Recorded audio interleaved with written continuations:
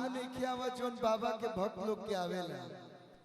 आवाज ऐसा आवे की चाहिए कि ये गुलाब बाग पुण्य सेवा शिविर से डायरेक्ट बाबा तक पहुंच जाएगा चाहिए। अब ज्यादा दूर नहीं के बस बगले में बानी बाबा। बोली बोल बम बोल बम। प्रेम सुल बाबा जूनाथ की, बाबा बासुकीनाथ की, माता पार्वती की। ओम नमः पार्वती पतये हर हर। वाह। गुलाब बाग पुण्य सेवा शिविर में पिछला साल ही शुरुआत भइल रहे बाबा के स्नेह से, बाबा के प्रेम से, बाबा के आशीर्वाद से। और हम तो जब हती चुकी रही तबे से बाबा के दरबार में आवत नहीं। और बिन मांगे बिन कुछ बोले बाबा पूरा कर देना। बाबा सबके मनोकामना पूरा करीना। तो जितना लोग भी जल लेके बाबा के दरबार में जाता सब लोग के बाबा मनोकामना पूर्ण करस। और इस शिविर से जुड़ा जितना भी बड़ भैया लोग भालो सब लोग के बहुत बहुत धन्यवाद। हमारे म्यूजिशियन कलाकार हैं, साउंड वाले भैया हैं, हमारे ब्रजेश भैया हैं, ये हैं। तो इस शिविर से हम जुड़े हैं तो आपको भी धन्यवाद। बगल में गौरव भाई हैं, उनकी धर्म पत्नी हैं, और भी बहुत सारे कलाकार हैं जिनका हम नाम नहीं जानते हैं। तो सबका स्वागत। हमारे जिनका नाम ही खुद ही स्वयं शंकर हो, तो शंकर भगत भैया को भी, और उनके जितने भी मित्र हैं पूर्णिया से जितने लोग बिलोंग करते हैं या यहाँ से लोकल भी जितने लोग का सपोर्ट है, सभी लोग को बहुत बहुत धन्यवाद। थाकल नहीं की लोग नो पावर बानू अभी। हाँ बोल बम। तो आई इन शुल्क सेवा शिविर में हम तो एक ही चीज जानता नहीं कि आप कुछ भी बन जाइए, कुछ भी हो जाइए, चाहे कहीं भी रहिए, अपने जीवन में थोड़ा सा समय निकाल के रुआ करोड़ों रुपया कमा ली, लाखों रुपया कमा ली, लेकिन जवन सुकून आप लोग के देख के, आप लोग के सेवा करे में मिलेला, वो सुकून कहीं नहीं थे। तो एक बार आप लोग अपना खातिर जोरदार ताली बजा दिलो कि इतना दूर से पैदल चल के बाबा के दरबार में जल चढ़ावत हैं लोग। और हमने के भजन से आप लोग के चेहरा पे खुशी आ जाता था। बेकर ले बड़ सौभाग्य हमने खातिर कुछ ना हो। आई बाबा के को बड़ा प्यारा सा भजन बा।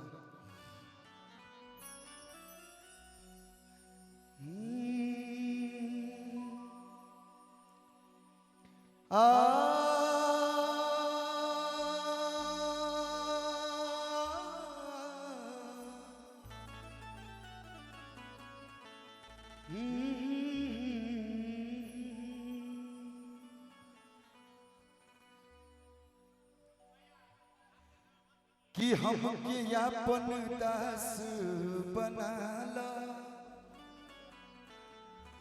विनती करी हजार,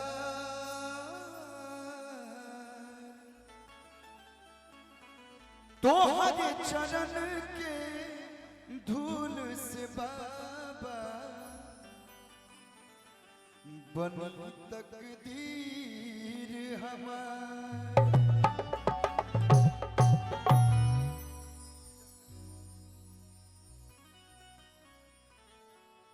एगो बड़ा बढ़िया भजन है साल हम बोले बने कि हमें महादानी जाने दुनिया कहानी, दिल दार हमर जोगिया कि पर्वत पलागे दरबार हो,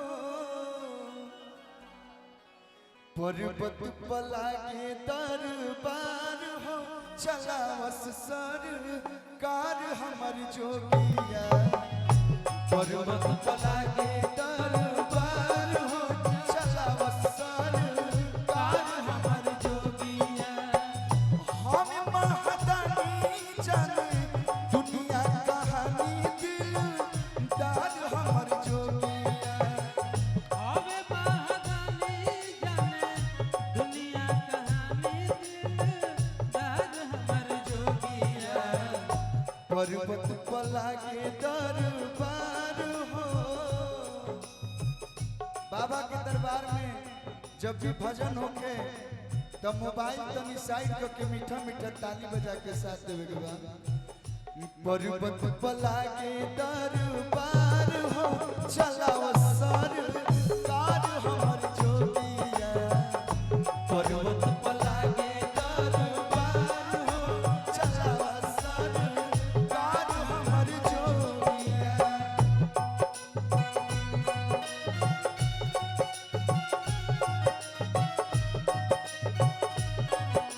प्रेम से बोली बाबा बैजनाथ की।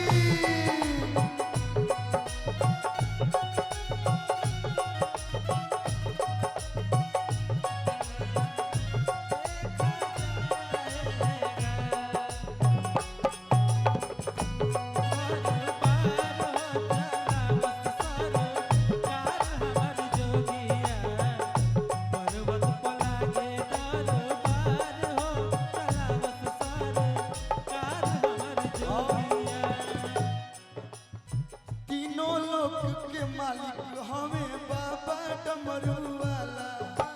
तीनों लोक के मालिक हमें बाबा डमरू। भैया एक भोले बाबा ये से देवता है, ऐसा भगवान हमें जिनकरा में ज्यादा खर्चा नहीं के।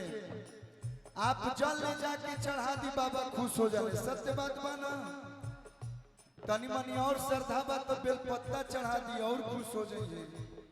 तो दिल से जे भी शिव जी के मन ले बा, दिल से जे भी भोला के मन ले बा, भोले बाबा उनकर हो जाले।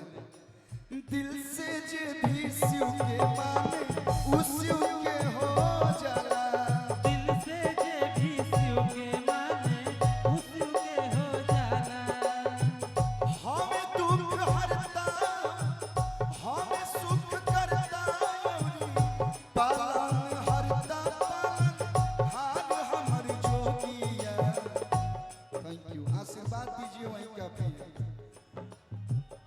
देवघर में लागे दरबार हो चलाओ सरकार हमर जोगिया। देवघर में लागे दरबार हो चलाओ सरकार हमर जोगिया। देवघर में लागे दरबार हो चलाओ सरकार हमर जोगिया। देवघर में लागे दरबार हो चलाओ सरकार हमर जोगिया। देवघर में लागे दरबार हो चलाओ सरकार हमर जोगिया। देवघर में लागे दरबार हो चलाओ सरकार हमर जोगिया। देवघर में लागे दरबार हो चलाओ सरकार हमर जोगिया। देवघर में लागे दरबार हो चलाओ सरकार हमर जोगिया। तो प्रेम से बोलिए बाबा बैजूनाथ की। जय। बम जी आप लोग बैठ जाइए, यहाँ आस्ती